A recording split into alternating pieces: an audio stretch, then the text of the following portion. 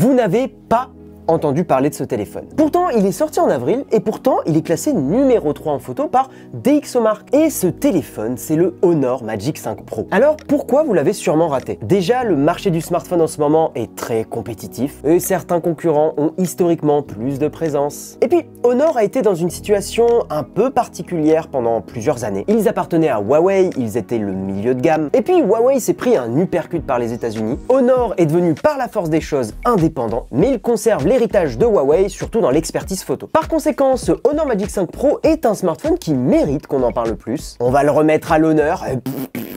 Honor. Elle est pas de moi, elle est de Jérôme. Tu sors, Guillaume. Oui. Donc cette vidéo va être une prise en main photo, mais pas que. On l'a embarqué au parc zoologique de Vincennes, aux Nuits Blanches de Paris, et puis plein d'autres endroits. Sans plus attendre, c'est parti. Alors, information nécessaire avant de commencer, cette vidéo est un publi rédactionnel. Cela signifie que la marque a eu un droit de regard, ni plus ni moins. On va parler performance photo, d'abord bien sûr, les nôtres, et puis on parlera de DxOMark, parce que ce téléphone est classé 3e en photo à l'international, et numéro 1 en fait en France. Ce classement amène un peu des questions, comment, pourquoi. Eh bien, c'est important et on en reparle un petit peu plus tard dans la vidéo. Ce Honor embarque un triple système caméra qui envoie du lourd. On a 3 modules 50 mégapixels, un module principal grand angle ouverture f1.6 stabilisé, un module téléphoto ouverture f3 lui aussi stabilisé, un module ultra grand angle ouverture f2 capable de faire de la macro, et puis un module selfie 12 mégapixels plutôt très grand angle. On vous affiche à l'écran les specs plus complètes du téléphone pour celles et ceux que ça intéresse. Alors nous on trouve que c'est un combo de caméras très solide. Mettre du 50 mégapixels sur tous les modules permet d'avoir du pixel binning et on sait maintenant que cette technologie fait ses preuves pour améliorer la qualité d'image. Le fait d'avoir de la stabilisation sur le grand angle mais surtout sur le téléphoto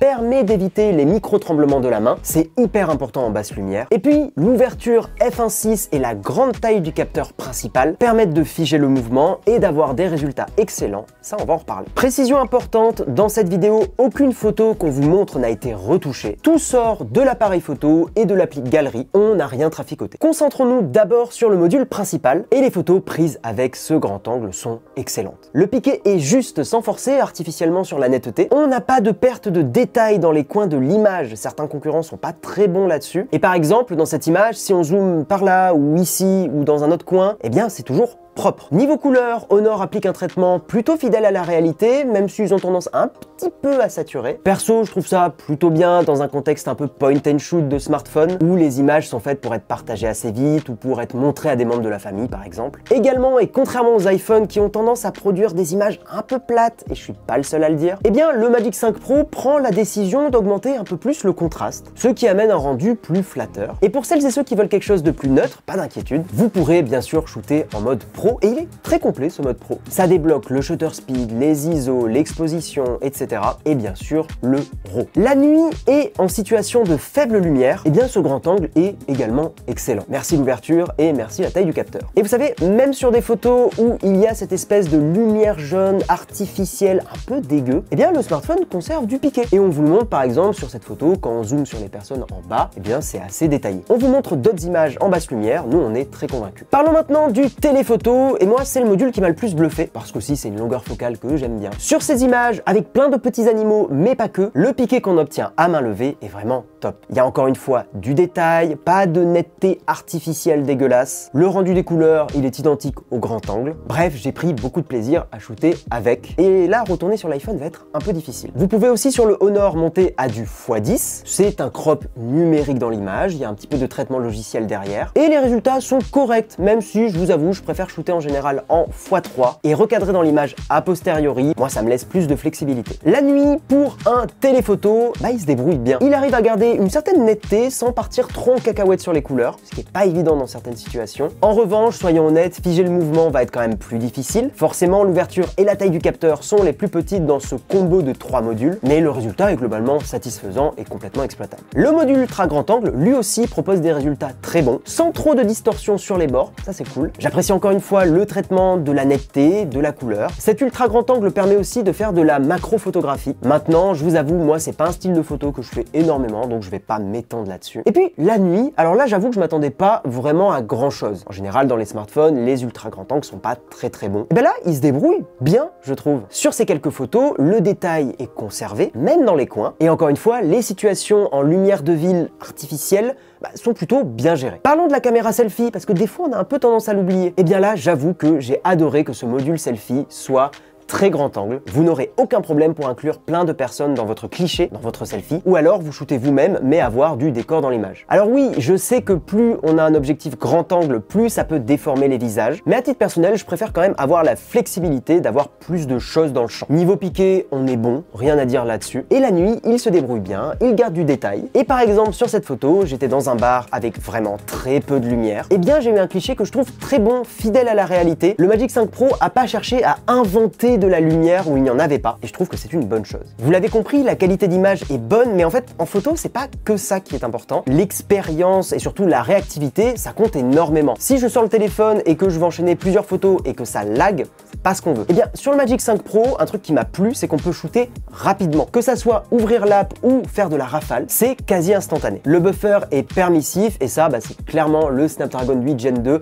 qui permet tout ça, et c'est bien. Il y a aussi un mode un peu spécial dont on voulait parler, c'est la capture par détection de mouvement. C'est une petite icône en bas à gauche de l'appli photo. En gros, si vous avez un sujet qui par exemple fait un saut devant la caméra, eh bien le machine learning intégré dans le Honor va prendre le cliché automatiquement, vous n'avez même pas appuyé sur le bouton. Nous on a trouvé que ça marchait bien quand on faisait des photos un peu rigolotes, un peu fun. Sur cette image, et si on zoome dedans, on voit que ça a correctement figé le mouvement, je suis pas flou du tout, et on s'est bien amusé. Maintenant, soyons honnêtes, c'est un mode qui je pense parlera peut-être plus à des parents ou à des personnes qui ont des animaux de compagnie. Moi j'ai pas d'enfant et j'ai pas de petit chat, donc c'est pas un mode que je vais utiliser régulièrement. Une petite remarque sur la partie photo, parce que pour l'instant j'en ai dit beaucoup de bien. Il nous est arrivé en testant le téléphone qu'à de rares occasions, et sans savoir vraiment pourquoi, eh bien le téléphone a pris la décision de surexposer un petit peu certaines images. Alors ce sont quand même des images réussies, mais l'exposition est un petit cran au-dessus de ce que j'aurais aimé personnellement. Concernant le mode vidéo, on va pas s'étendre plus que ça dessus, mais rapidement on peut filmer jusqu'en 4K 60 images secondes, et on a trouvé que les résultats étaient très corrects, de jour comme de nuit. La stabilisation fonctionne bien, que cela soit en marchant ou en courant. On vous montre quelques extraits dans différentes situations, que ça soit au zoo, que ça soit dans la ville, etc. etc. Tout ce dont on vient de parler, c'est donc notre expérience personnelle avec le Magic 5 Pro, et en labo, eh bien DxOMark est venu confirmer tout ça. Et ils ont donc conclu que le Magic 5 Pro était le 3e meilleur smartphone en photo. Et le premier en France, c'est ce qu'on a vu tout à l'heure. Mais DxOMark, je pense qu'il faut qu'on en parle un petit peu. Déjà, DxOMark, c'est Cocorico, c'est une entreprise française basée à Boulogne-Billancourt, et je suis sûr que la plupart d'entre vous pensaient que c'était américain ou chinois. Moi j'avoue, je pensais que c'était chinois. Et DxOMark est connu dans la tech pour